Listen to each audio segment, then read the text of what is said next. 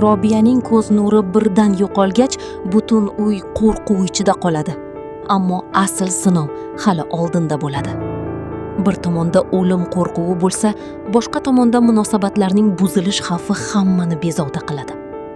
Keyingi qismda Komil Robiyani qo'llab-quvvatlash uchun bor kuchini sarflaydi. Ammo Robiya qayta agar ko'rishi tiklanmasa, hayoti butunlay o'zgarib ketishidan qo'rqayotganini aytadi. Shu bilan birga shifokorlar operatsiyani imkon qadar tezroq qilishga qaror qilishadi. Lekin bunchalik katta pulni topish Pomilni ichidan sindira boshlaydi. Bu orada Jamila akasining uyiga kelib Robiyaga qarashga kirishadi va bu holat Rustamning onasini yanada g'azablantiradi. Shu paytda Sevara ham uni shunchaki o'yin sifatida ishlatayotganlarini his qilib, ich-ichidan qo'rqib ketadi.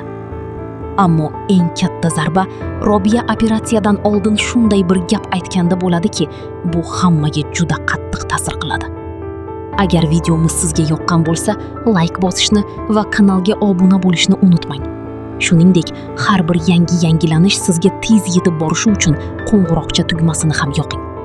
Ushbu barcha prediksiyalar bizning shaxsiy fikrlarimizga asoslangan. Asl voqealar bundan farq qilishi mumkin.